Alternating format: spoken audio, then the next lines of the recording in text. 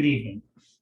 My name is Dr. Andrew Payne, and the following is my contribution to the unconscious and the architectural imagination, a Zoom symposium organized and moderated by Dr. John Hendricks on behalf of IPSA, the Institute for Psychoanalytic Studies in Architecture.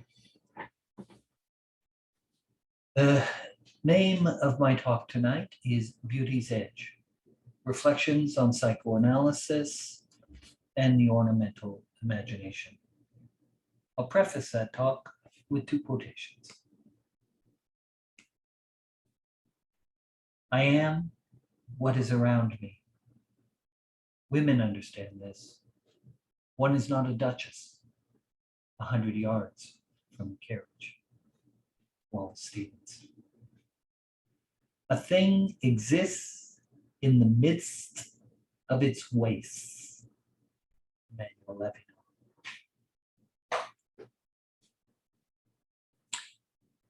It is hardly controversial to suggest that a part of the architectural imagination is the ornamental imagination. 20th century estules of ornament notwithstanding, the question of how buildings are to be appropriately dressed has consumed and indeed continues to consume a good portion of the architect's imaginative energies. Indeed, in recent history, there has been a significant resurgence of interest in ornament within the discipline. It is in part with that resurgence in mind that I would like to consider the appurtenance of psychoanalytic perspectives to a rethinking of ornament in the architectural context. As a sort of starting point for this consideration, permit me to recall that famous passage in Civilization and Its Discontents, in which Freud refers to man as a prosthetic god. Quote, man has, as it were, become a prosthetic god. When he puts on his auxiliary organs, he is truly magnificent. But those organs have not grown onto him, and they still give him much trouble at times. The portrait that Freud presents of man here is already cyborgian to the extent that the human organism is presented as a kind of hybrid or amalgam of natural organs and their artificial extensions. The split in the living body exposed by these prosthetic extensions is indistinguishable from the sputum that Jacques Lacan describes as rending the infantile body as a result of its being carved up by signifying inscriptions. Here, it is perhaps helpful to recall Lacan's remark in Four Fundamental Concepts that the unitary trait is tattooed onto the living body. As Samo Tomczyk observes, quote, technology and language have the same denaturalizing effect, undermining the established representation of what is natural within or in relation to the human body. As Tomczyk goes on to observe, another name for this denaturalizing effect is the drive.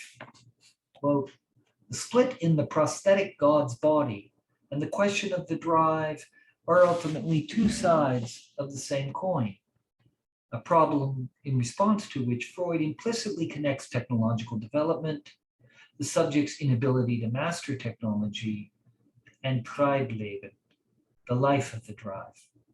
Structurally, the drive is located between the living body and its technological prosthesis, preventing the reduction of the latter to its mere functionality. For this reason, technology not only supports the imperfect living body, it also serves as an extension of the libidinal body. The other side of prosthesis supports the production of satisfaction, jouissance.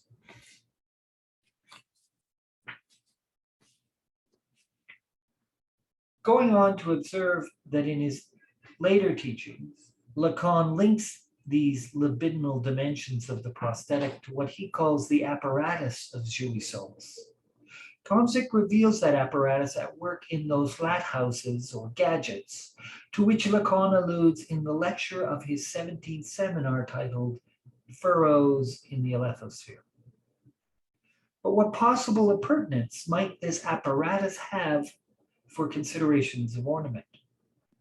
In order to respond adequately to that question, it is necessary, I think, to distance ourselves from a set of attitudes and approaches that began to cluster around the concept of ornament beginning in the 18th century, and whose effect has been to obscure the original motivations giving rise to the practice across diverse pre-modern cultures.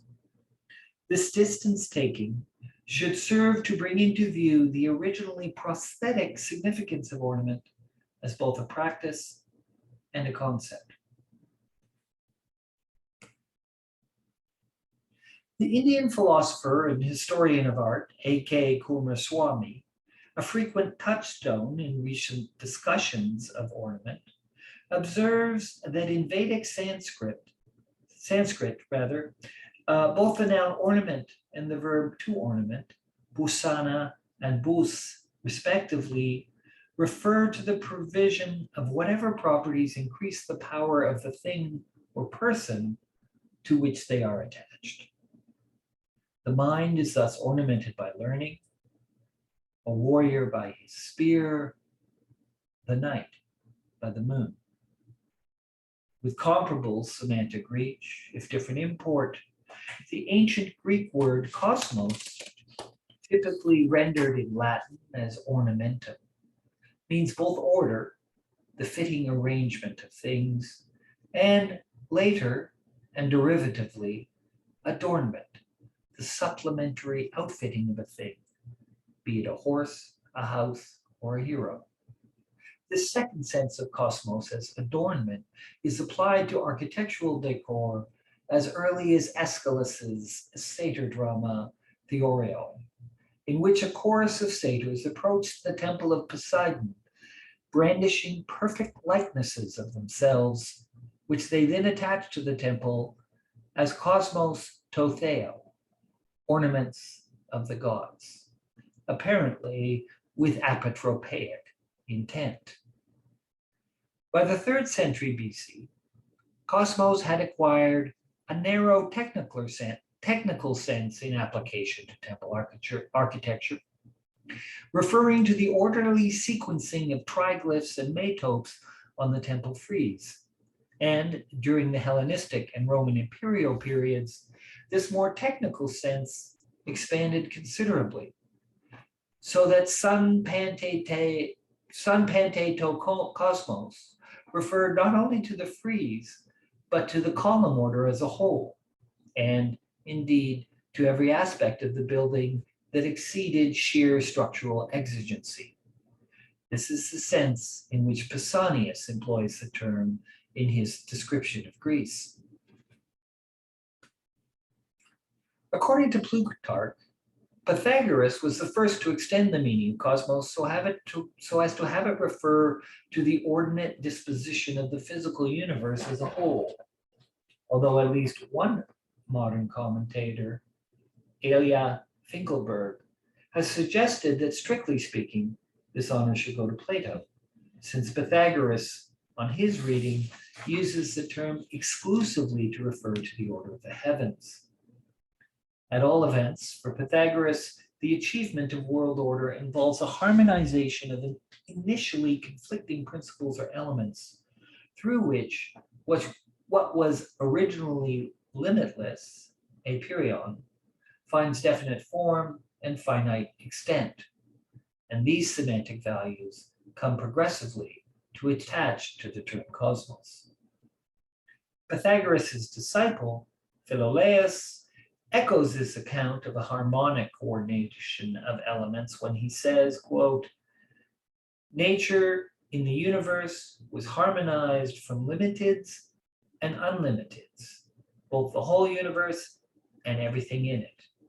For such unlike things, it was necessary to have been locked together by harmonia if they were to be held together in a cosmos.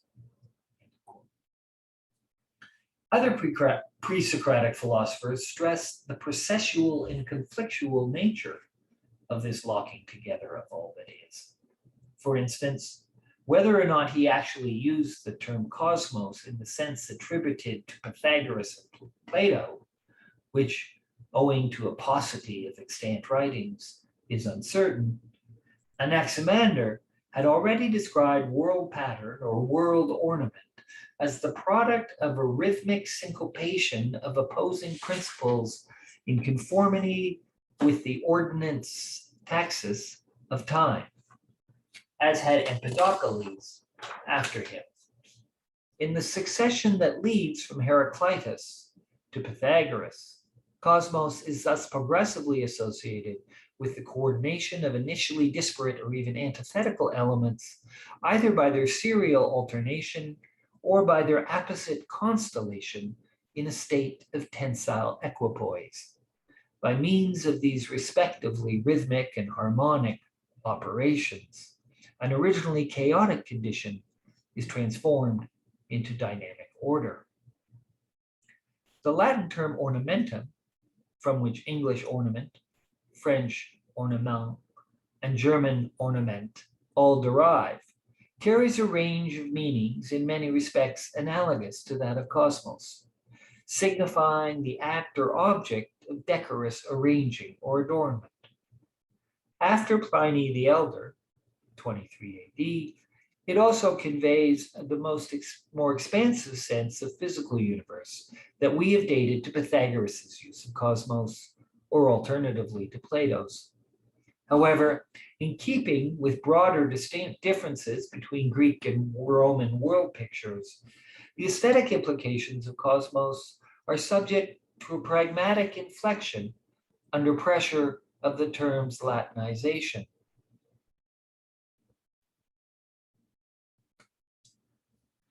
As we have already observed, ornamentum means, in the first instance, apparatus, accoutrement, equipment, and only secondarily, embellishment, trinket, jewel. Analogously, honore first means to fit out, furnish, provide with necessities, and only by extension, to embellish. The earliest practices corresponding to the concept of ornament do not seem to have been performed exclusively or even primarily with a view to the aesthetic qualities of the persons and things adorned. Rather, they are thought to have an apotropaic or hierophantic efficacy, and it is apparently by reason of having supported this magical efficacy that aesthetic features are initially valued at all.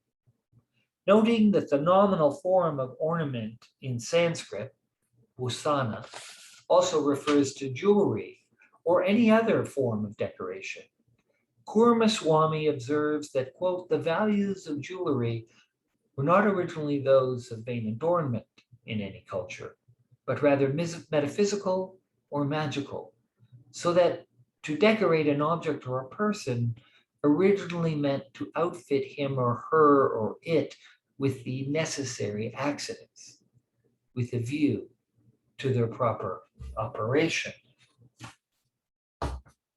Apropos of this entirely functional or operative sense of ornament, Kurmaswamy goes on to remark, we cannot understand the original intention of bodily ornaments, unguents, tattooing, jewelry, etc., from our modern and aesthetic point of view. The Hindu woman feels herself undressed and disorderly without her jewels, which, however much she may be fond of them from other and aesthetic points of view, she regards as a necessary equipment, without which she cannot function as a woman. To be seen without her gear would be more than a mere absence of decoration. It would be inauspicious. Therein lies the paradox that the pre-modern perspective on ornament presents, and that aesthetic modernity at once inherits and disavows. It concerns the introduction of integumentary attachments and pseudo-organs that, having a merely accidental relationship to the natural existence and formal finality of their host, nevertheless prove necessary to the performance of his or her or its cosmological vocation.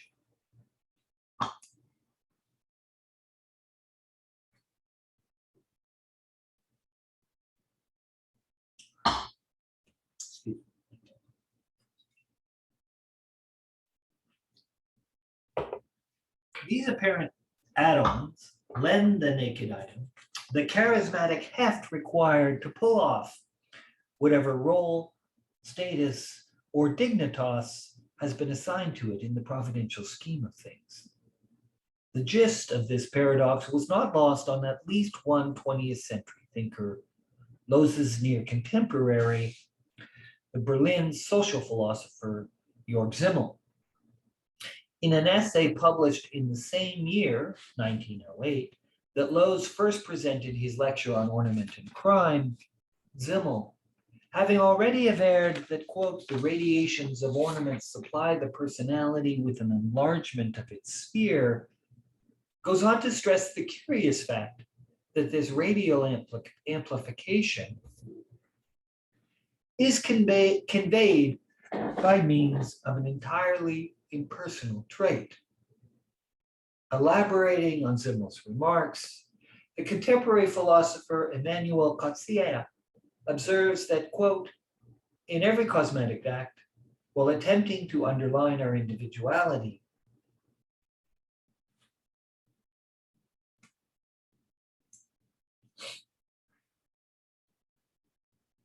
we take ourselves wrongly to be a feature of the world, a handful of colored powder, a stone, some particular metal, a well-cut piece of fabric that has nothing to do with us.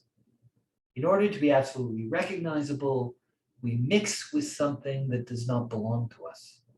And this is the real paradox of costume and dress. The fact that a portion of the world that is completely foreign gets closer to us than our very own body. An intrinsic portion of our body, which is made solely of images, is able to convey and express our soul, its psychology, its character, more than our anatomical body ever could. With makeup and ornament, a portion of the world expresses itself. As I suggested at the outset, modern disenchantment with ornament is the product of a delamination of the instrumental and aesthetic dimensions that were fused in such impersonal traits and necessary accidents, as had served in earlier cultures to mereologically situate their hosts. What results is a demotion of the ornamental object or element from a bearer of magical significance, combining virtual animacy and practical agency, to a trinket designed to charm the eye and whet the appetite for formal novelty. This changed status is signaled in an exemplary way in Kant's Critique of Judgment, the ur-text of modern aesthetics. Having stripped aesthetic experience of its cosmo-teleological significance by dissociating beauty from its traditional association with the concept of perfection, and hence with the notion of a final cause, Kant then proceeds to relegate the expression and appreciation of the ornamental impulse to the outskirts of such experience. A zone of artistic inconsequence he designates with the term parergon, meaning at the edge of or right beside the work, ergon. This program for reducing ornament's claim on our aesthetic attention would grow only more cruel and exacting in the polemical screeds of Lowes, which enjoy an inspirational status in the genealogy of architectural modernism, in some respects comparable to that of Kant's third critique in the genealogy of modern philosophical aesthetics. What Kumaraswamy describes, with special reference to Vedic language and culture, as the preeminence of metaphysical or magical over aesthetic motivations in early expressions of the ornamental impulse, is apparent if we turn to the valuation of ornament and figural appearances generally in ancient Greece. The development of a relatively autonomous aesthetic evaluation of ornament in the Attic context was a fairly late affair, connate with the development of what Jean-Pierre Vernon describes as the birth of the image.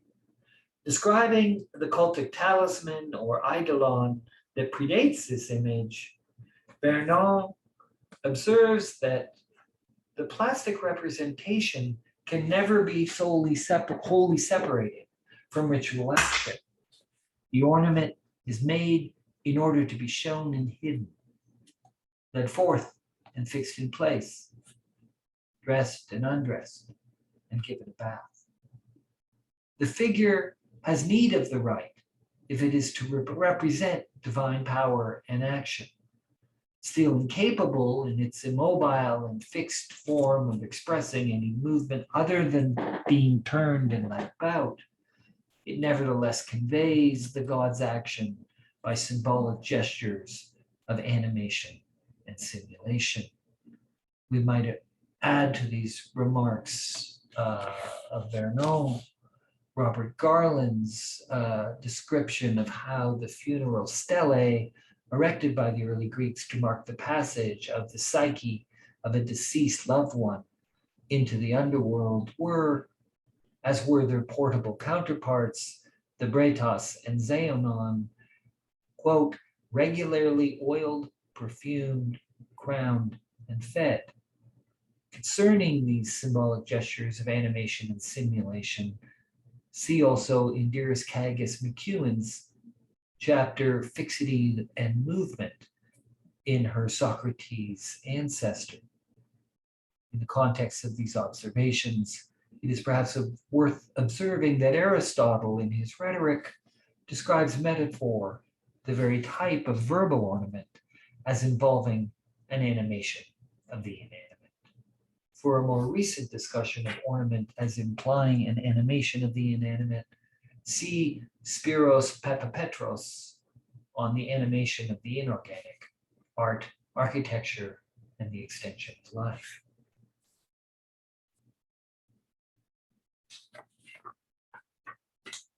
At all events, and to return to Vernon, it is only later, in the 5th and 4th centuries BCE, and most especially in the Athenian milieu, that gave rise more or less simultaneously to Periclean democracy, the temple architecture of the Second Acropolis, and the sculptural canons of Polykleitos, that these ritual talismans and place markers, the oblations to which they were subject, and the regalia with which they were festooned, gave way to practices of permanent plastic transformation, understood with a view to producing meaningful and emotionally stirring effects of visual resemblance.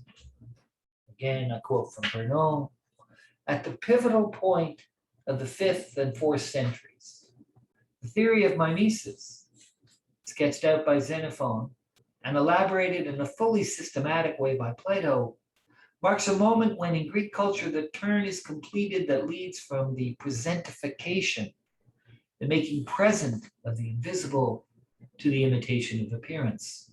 The symbol that actualizes, that makes present in this world below a fundamentally invisible being, is now transformed into an image that is the product of an expert imitation, which, as a result of skillful technique and illusionistic procedures, enters into the general category of the fictitious, that which we call art. From now on, the image derives from figurative illusionism all the more, because it does not belong to the domain of religious realities.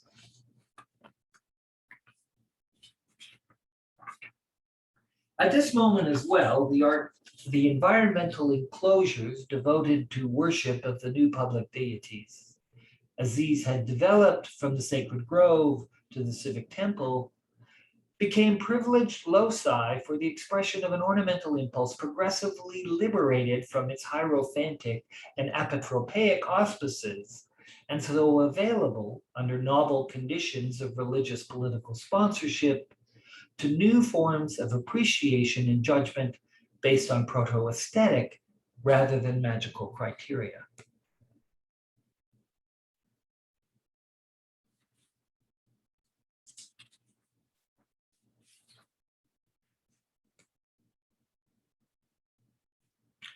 Building on the arguments of the 19th century archaeologist Karl Bottacher, the contemporary architectural historian George Hersey has offered his own highly plausible, if still speculative, account of this passage from the animistic to the artistic manipulation of likenesses, as this passage reveals itself in the development of architectural ornament, from the decoration of trees as part of sacrificial rituals performed in the sacred groves, to the genesis and flourishing of the classical orders dressing the porticos of civic temples.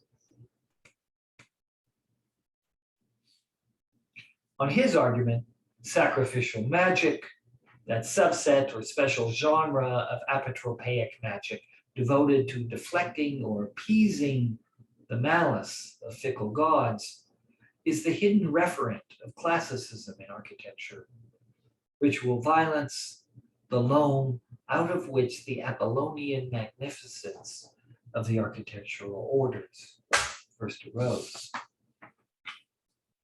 Speaking of the transformation to which the primitive eidolon was subject within this new order of figuration that the Greek temple, replete with its characteristic ornamental motifs, represents, Vernon remarks, the temple is made to lodge the statue of the god, and the statue is created to exteriorize the presence of the god as a spectacle in the intimacy of his or her dwelling place.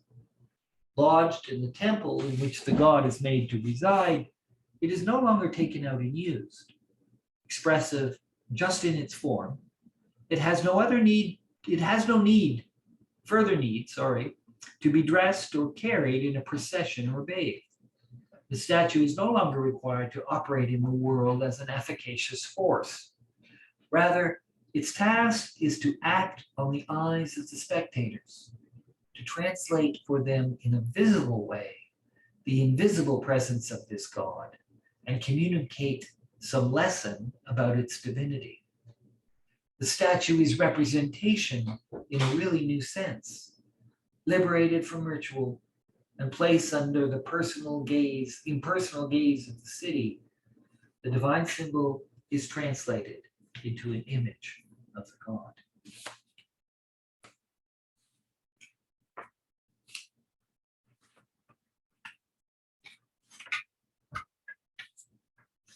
However, as Bottacher, Hersey, and others affirm, the shift from symbol to image does not prevent a strong residue of the magico-ritual import of the earlier symbolic regime from clinging to the artifacts and environments in which this emergent culture of the image finds expression. Such can be seen to be the case in the annual preparation and application of a new peplos to adorn the ancient effigy of Athena for the Panathenaic procession, a civic parade whose purpose was to map the collective psychogeography linking the Kerameikos, the burial ground that lay beyond the Dipylon gates, sacred repository of the departed generation of Athenians, to both the secular and sacred centers of the polis, the agora, and the Acropolis, respectively. As Indra Kagas McEwen observes, quote, the draperies of this primitive olive wood image were not carved, as they were on the colossal gold and ivory Athena of the Periclean period made by Phidias, nor were any of the other items of her apparel. End of quote. And here we should probably note that the use of olive wood is no doubt symbolic. Aristophanes observes that the olive tree was Athene's temple before there were temples, her image before there were sculpted images. And that remark is repeated by Karl Bottacher in his Der Baumkultus der Helene. At all events, far from being expressive just in its form, this crude idol, Archeon Algama, thus continued, like its cultic antecedents, to rely for its ritual power on the symbolic associations accompanying the sartorial embellishments that, along with the peplos, were affixed to or draped over it, rather than to naturalistic pictorial effects achieved by sculptural means.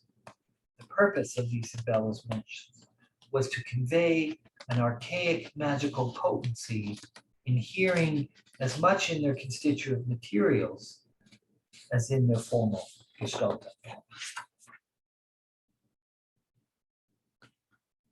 Here we see a depiction of the preparation of the peplos for the Pananatheic procession, a depiction which appears on a frieze of the eastern facade of the park. From among these adornments, which include a crown, stephane, a neckband, a cthobos, and 5 necklaces, the one that is perhaps most telling of our theme is the golden gorgonion fixed to a golden aegis. The gorgonion was a decorative motif depicting the face of one of the 3 Gorgon sisters, Snethno, Euryale, or more frequently and famously, Medusa, with bared teeth and protruding tongue. Among the 3, Medusa is distinguished by being both the only mortal and the special object of Athena's wrath. This gorgonion motif frequently appeared on military equipment, shields, chariots, and the like, as well as on objects of ritual use and less frequently profane use, most especially on drinking cups and other symbolic furniture. Its purpose was to provide apotropaic protection against malicious influences, intruders, and enemies. It also appears on the facades of temples, sometimes as antefixes or acroteria, as the Gorgon figure featured on the western pediment of the Temple of Artemis attests.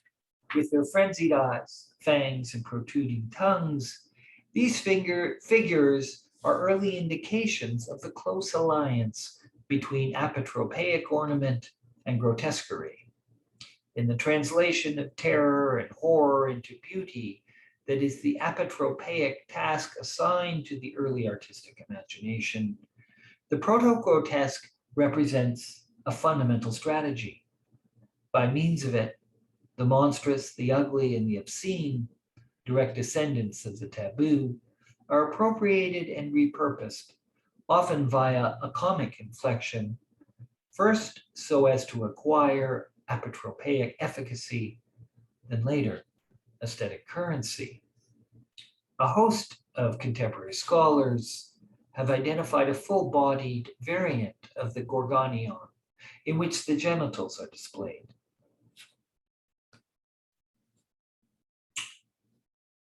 It too was thought to have an apotropaic efficacy. The issue of the apotropaic efficacy of genital display will concern us subsequently.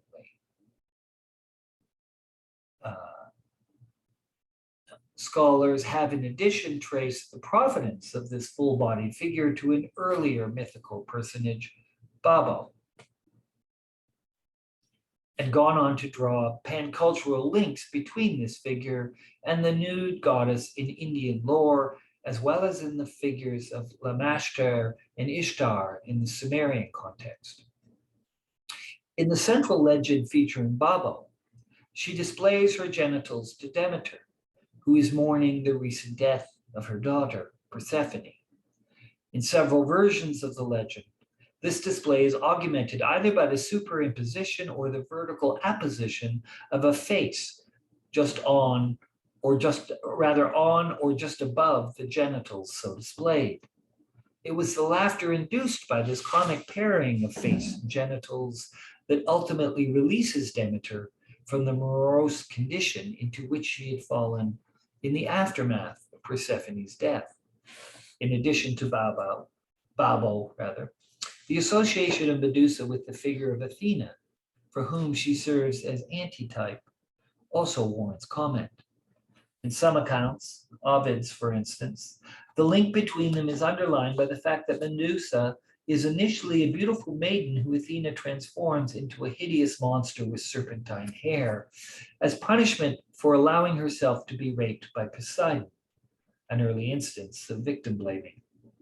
In the legend that depicts the slaying of the Medusa, Athena, having lent Perseus the shield whose reflective outer surface he used to ensnare Medusa's deadly gaze, receives alongside the shield that Perseus returns on completion of his mission, Medusa's severed head, a gift of which the gorgonion adorning the aegis on the Archaeon Algalma that was paraded in the Panathenaic procession presents a semblance. The iconography of Medusa, conveyed by way of a gorgonion adorning an aegis, also features in Phidias's Athena Parthenon, the paradigmatic instance of that image of the god placed under the impersonal gaze of the city, described by Vernon. It would seem that the residues of the apotropaic image cling to even the most aesthetically refined products of the civic culture of Athens.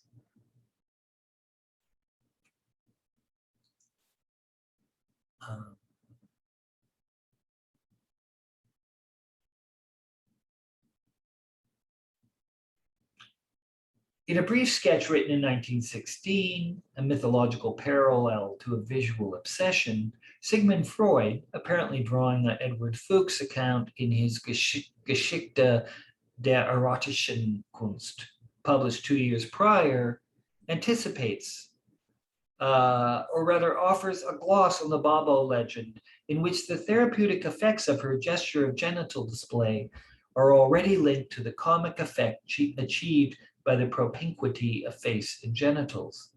Apropos of Freud's observations, it is worth noting that statuettes of Babo had been dug up in German archaeological expeditions as recently as 1898. An essay written 6 years later, Medusa's Head, recapitulates this monstrous equation of head and genitals via the metonym of Medusa's serpentine mane, and stresses its apotropaic potency, albeit this time minus any reference to the comic.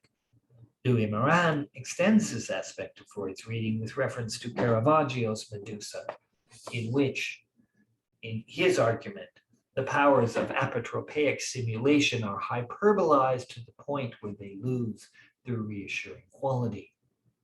Other 20th century writers who have written on Perseus's capture of Medusa's deadly gaze as a figure for the apotropaic origins of aesthetic and more specifically ornamental experience include Roger Caillois, Theodor Adorno, and Hans Blumenberg.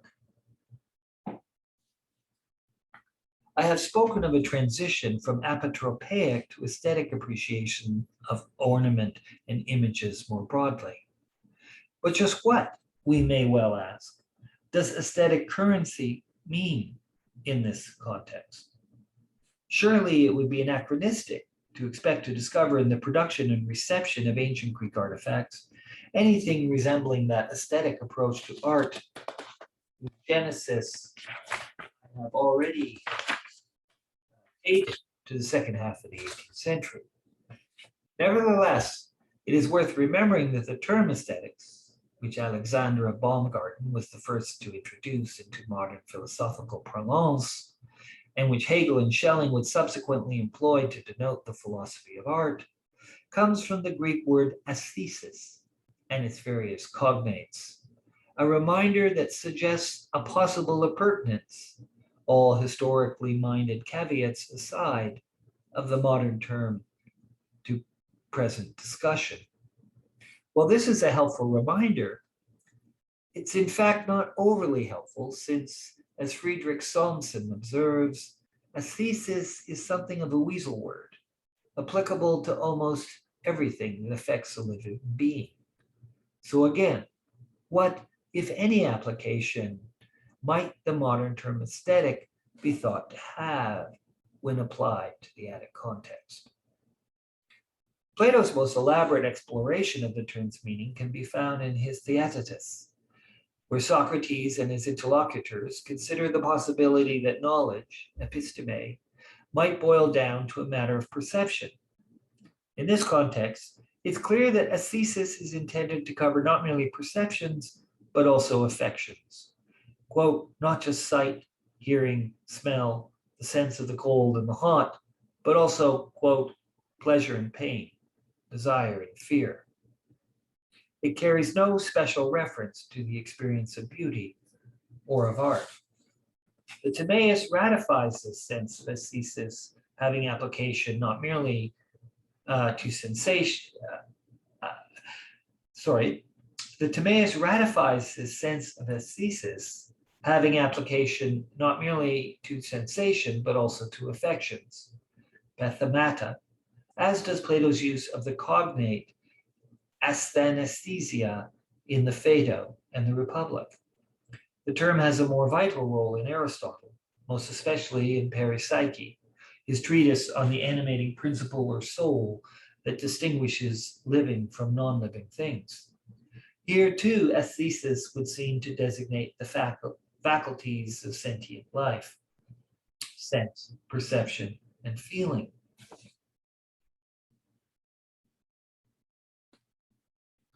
In Book Beta of that work, he applies the word to the five senses and then goes on to stipulate that to each there corresponds an object, ideon, a medium, metexu, and an organ, asceterion.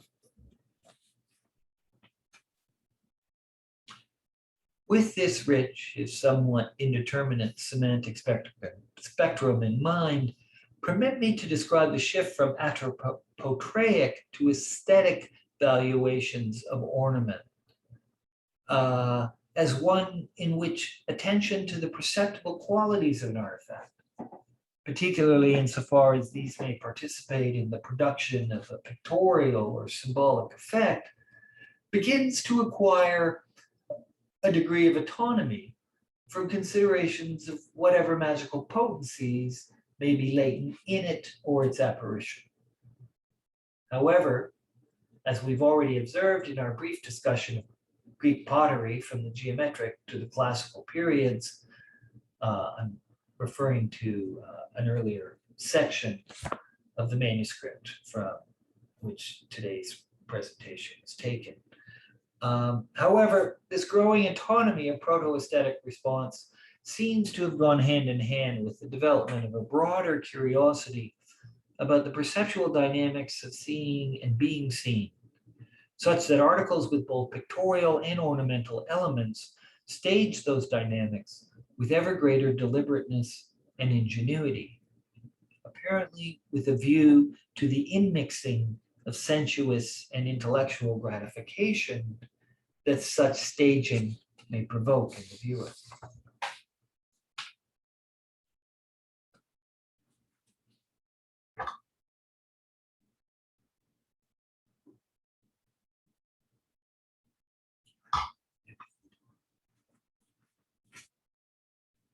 Compelling evidence of the optical curiosity that informs this pleasure can be found in the remarkable depiction done by the Tarporle painter on the red figure Pelike, circa 380 to 370 BC. You see it pictured here, which is his more pictorially elaborate redo of a bell crater he executed sometime earlier, between 400 385 BC. The depiction features Athena at its center, her legs bent at the knees as though in a seated position, although nothing seems to support her sedentary posture save a ring of rock-like orbs that circumscribe the bottom half of her body.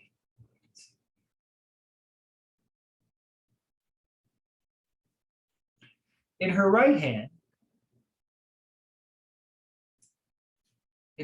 hand, she clasps the severed head of Medusa, which she holds over a shield in whose reflective surface an image of the head can be discerned, and upon which she appears to cast her gaze.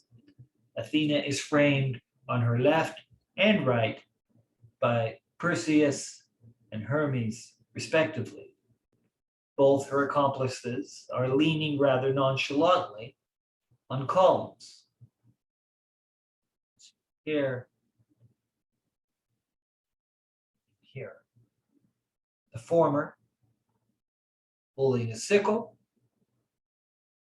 the latter a sort of scepter. Like Athena, they appear to be gazing down into the shield, apparently to catch a glimpse of Medusa's fatal gaze at a safe remove. In sum, all eyes are on Medusa's reflection in the shield. Given this focus, one might easily fail to detect the discrete presence of a second, albeit miniaturized, image of Medusa's severed head in the gorgonion that Athena sports on her aegis, after a fashion that replicates what we have just observed to be the fastening of an aegis with accompanying gorgonion to both Athena Parthenos and the Archaeon Algama paraded in the Pan-Athenaic procession. It is the presence of this gorgonion that distinguishes the Pelike from the earlier crater. It is as though, with the addition of this device, aegis, which it's difficult to see in this slide, but is the gorgonion, the image of Medusa that Athena wears like a kind of medallion on her chest.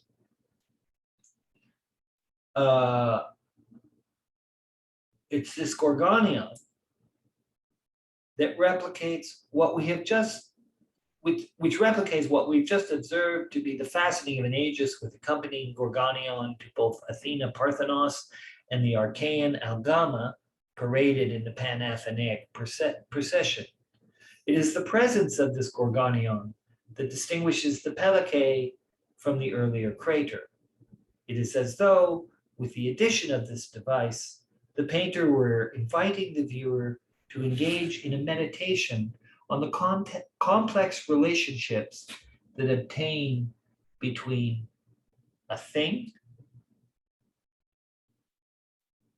its various natural semblances reflected in whatever accidental surfaces, from pools of water to mirrors and other shiny objects, and the deliberate production of a resemblance to that thing by artificial means. What I mean by aesthetic in application to the ancient Greek context is then this emergent attentiveness to the pleasures that can be gleaned from attention to the world of artificial appearances, as these exist within the domain of appearances tout court. Pleasures in which sensuous gratification and theoretical curiosity are entirely solvent, and from which the concern for a thing's magical or pietistic potencies have been at least temporarily set aside. To return to my initial point, what might be termed the proto-grotesque, that is, the artistic appropriation of the ludicrous, the monstrous, and the taboo, is a survivor of this transition. The broader implications of ornament's apotropaic origins are arguably illuminated by the German philosopher and intellectual historian Hans Blumenberg. who allows us to relate those origins to the genesis and function of human symbolic activity as a whole. On his argument, such activities are traceable to humanity's ambition to manage, through the manipulation of thing presentations and word presentations, fetishes and idols, imprecations and spells, the species trauma that ensued the moment our forebears, standing on their back limbs, abandoned the forest for the savanna. Following a familiar narrative in which the human animal's initial maladaptation opens the space for the artificial renovation of its sensorium, Blumenberg offers a probable account of the emergence of such practices, treating them as early humanity's attempts to master the absolutism of the hostile reality that awaited it on the horizon newly acquired through its change of posture and habitat. For Blumenberg, this horizon was, in the first instance, a horizon of predation, and only subsequently became the anticipatory setting for primitive experiences of aesthetic fascination or of exotic forms of social interaction. According to Blumenberg, not just myth and religion, but also, after them, science and art, are refinements of these, in the first instance, magical attempts to reorder the sensuous manifold after a fashion that gives it rhythm, pattern, predictability, in a word, sense. And this not from some innate appetite for aesthetic comportment, but rather with a view to domesticating the hostility and chaos that were the signal features of our original condition.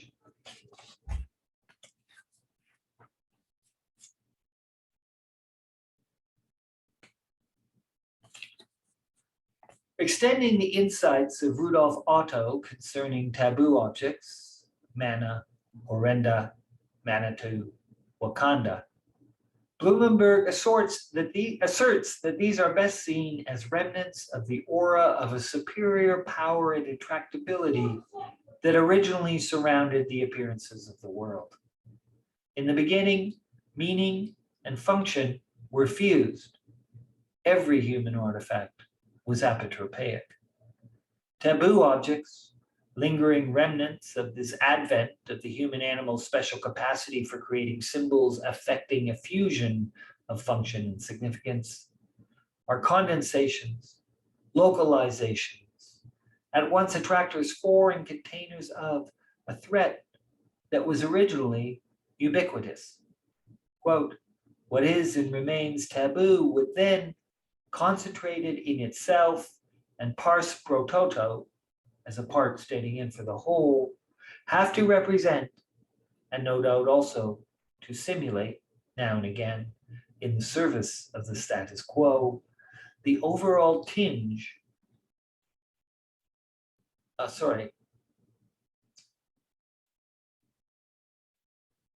the overall tinge of an undefined friendliness that originally adhered to the world.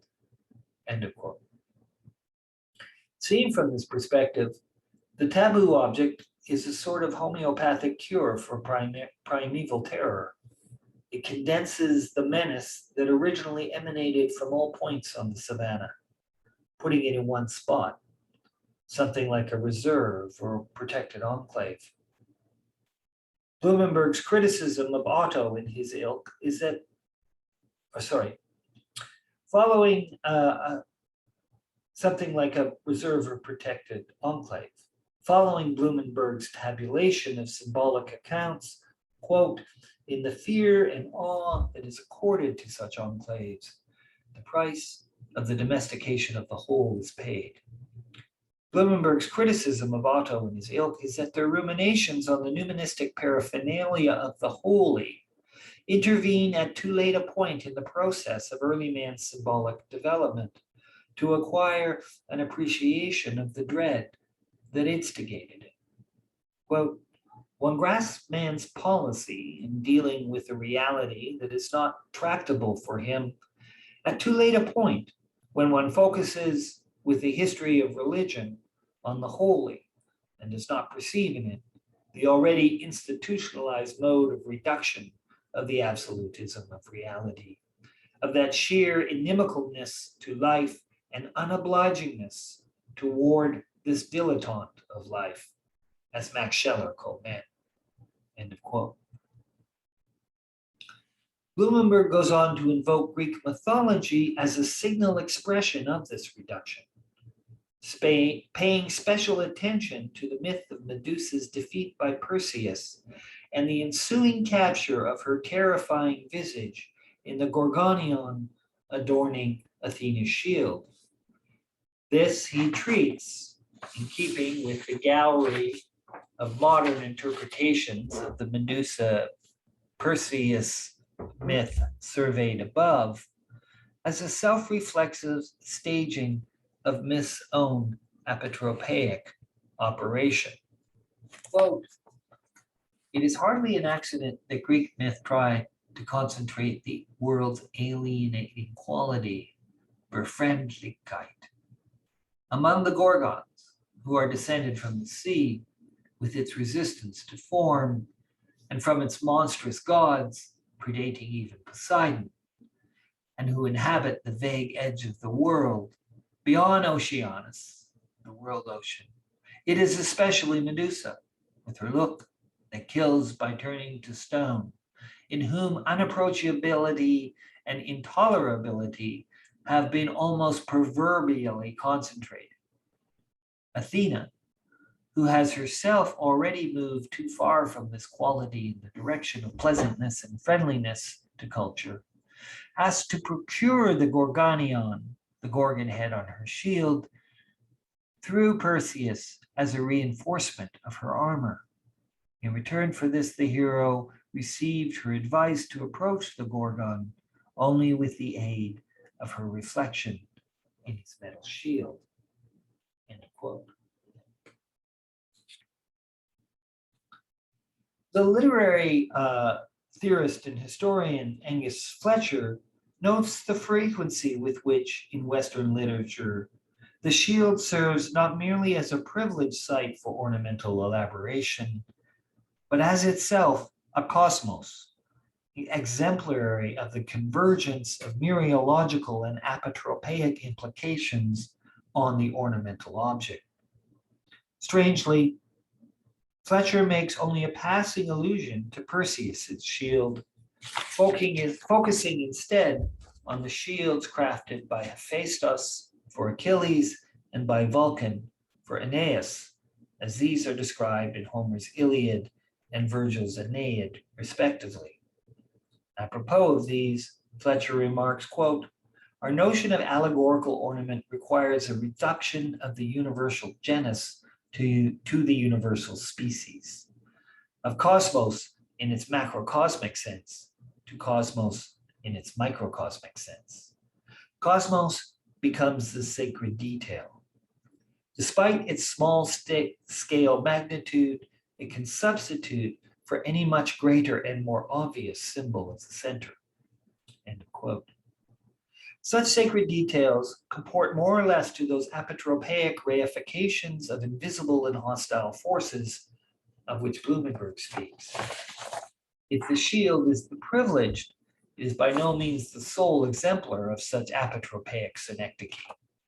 And in fact, Fletcher's most vivid descriptions of its nature and efficacy are to be found in his discussions of, in succession, the compass of that hoop of gold that Essex receives from Elizabeth in Nathaniel Hawthorne's historical fiction, The Antique Ring, the pearl in the Gawain poet's poem of that name, the Excalibur sword of Arthurian legend, and the multifoliate rose in Dante's Divine Comedies.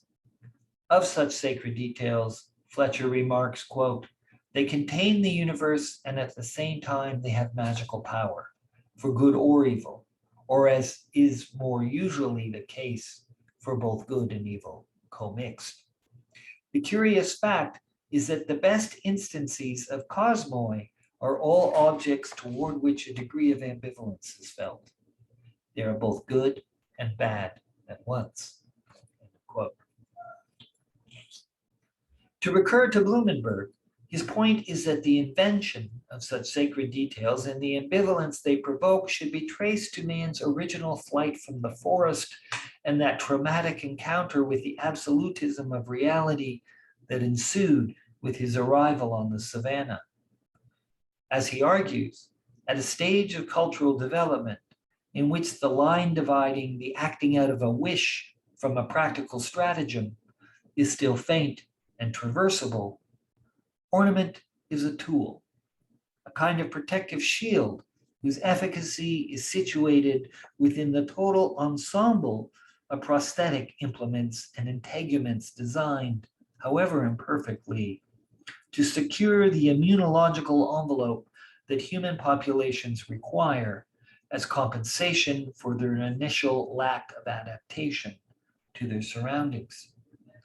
Over time, we've honed our immune responses, refined the predictive and danger averting power of our symbolic practices and attendant artifacts.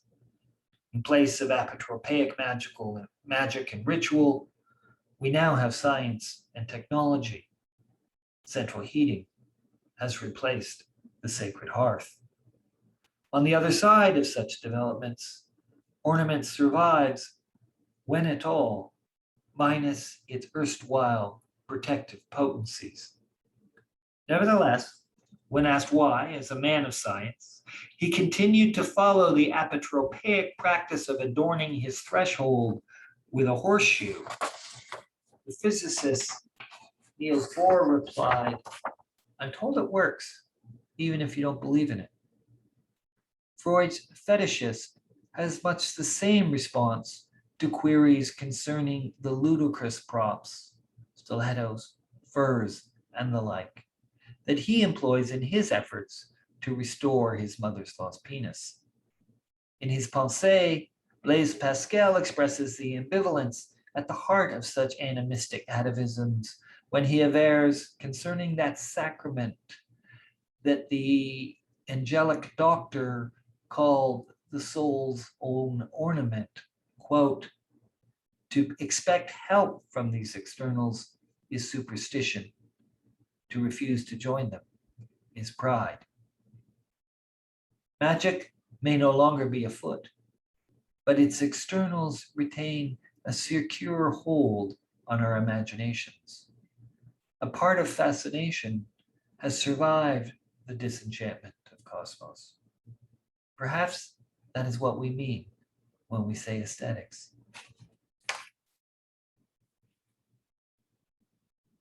Thank you.